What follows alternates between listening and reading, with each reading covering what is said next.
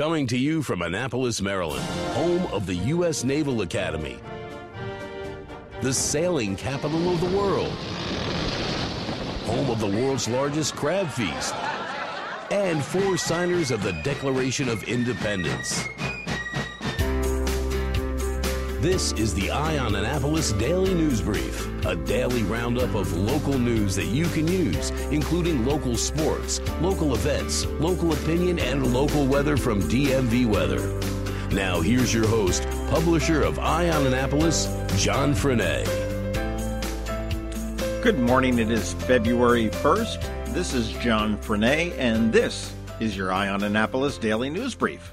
Just before 10 p.m. last night, EMS and police crews were dispatched to the 1900 block of Blue Ridge Road in the Woodland Beach section of Edgewater for an assault.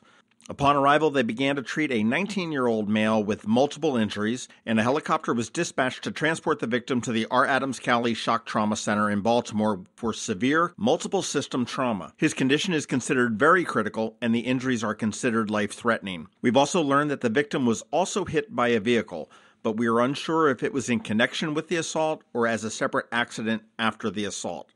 The police report is not yet available, and this story will be updated as soon as possible. For the most up-to-date information, I suggest that you go to eyeonannapolis.net, and it will be right there.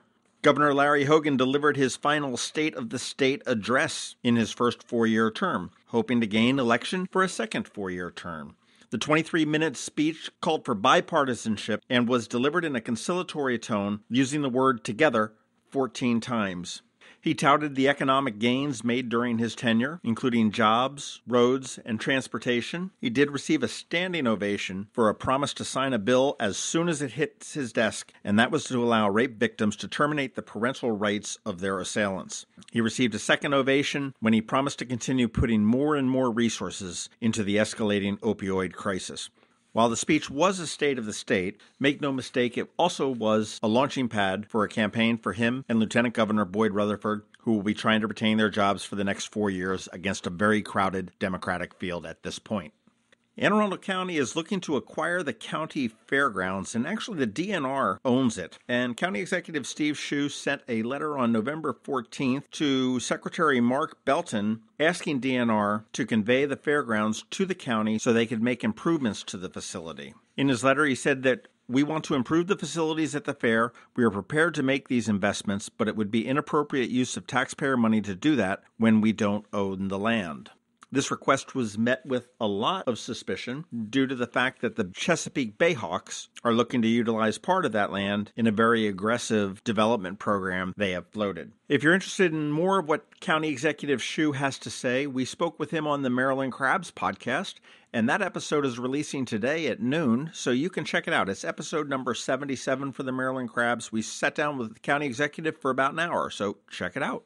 Remember the big dispute over the Eastport Shopping Center and how the developers wanted to put 106 units in there and the neighbors said it was due to 61, and I can't remember what the final number ultimately was, but it looked like it was heading to court? Well, they took an off-ramp. In an unusual move, the city has agreed to mediation between the angry neighbors and the developers to see if they can come up with something to keep it out of court. The angry neighbors don't have any money to pay for this, so the city is going to foot the bill for the angry neighbors to mediate with the developers. Solstice Partners. Solstice Partners is also going to split that cost as well.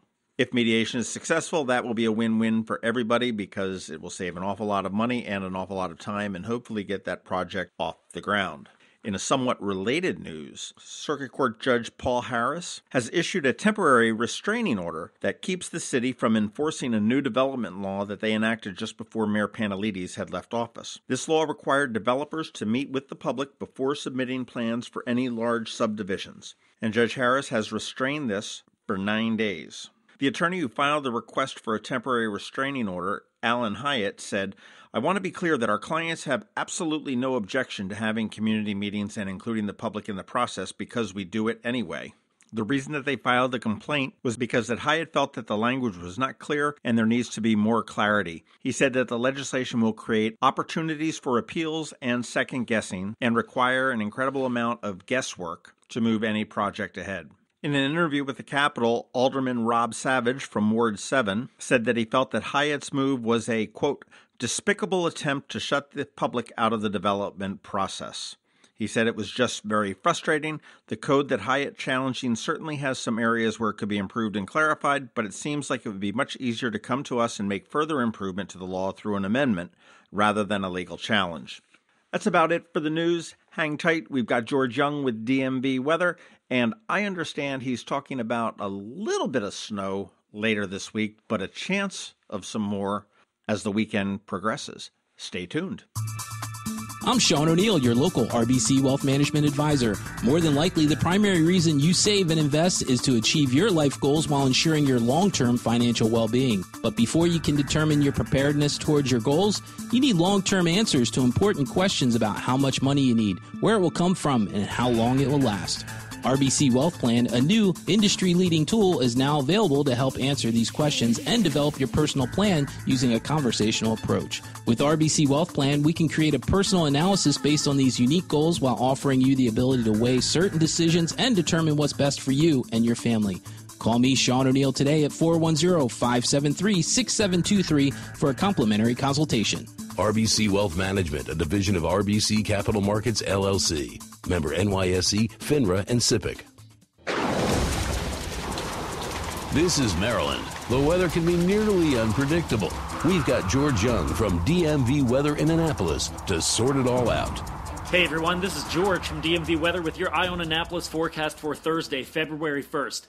We do a bit of a flip-flop today, going from cold temps in the 30s the past couple of days to temps that are much more March-like as highs end up near 50 degrees later this afternoon.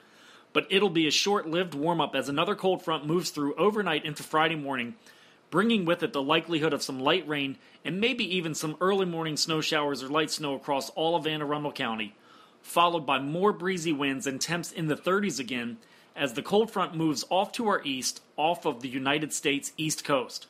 From there, it'll be another day in the 30s on Saturday, and then Sunday we get a fairly solid chance at some legitimate snowfall in the area as a storm forms to our south and moves north-northeast along a frontal boundary off of the east coast that is the end result from Friday morning's cold front. And as that low-pressure center moves by, it'll bring definite precipitation to the skies above, with the only real question at this point being, will the storm bring rain, snow, or a mix of the two? Stay tuned for regular updates on this potential winter weather storm over the next few days. Okay, that's it for us today. Make sure you download our free weather app in the Apple App Store or Google Play Store on all of your devices by searching for DC MDVA Weather, and also follow us on our website at dmvweather.com or on Twitter or Facebook so you can always stay weather informed. This is George Young of DMV Weather with your Annapolis forecast. Enjoy today's warm-up before we step back into winter weather mode for a few days. But remember, whatever the weather outside, have fun and be safe. Podcasting is growing, and since we launched the Eye on Annapolis Daily News Brief in September 2017, we've seen an incredible response with more than 10,000 subscribers.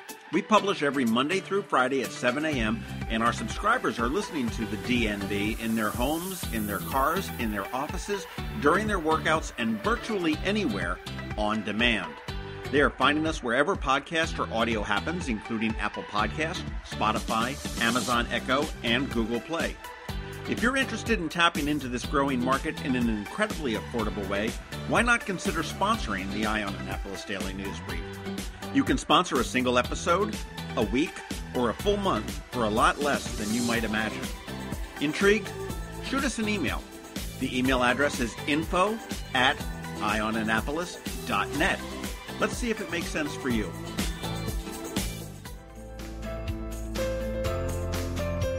Thanks for listening to the Eye on Annapolis Daily News Brief. If you like what you heard, make sure to tell your friends and colleagues about it. And also tell them about our website, eyeonannapolis.net, where you can find much more.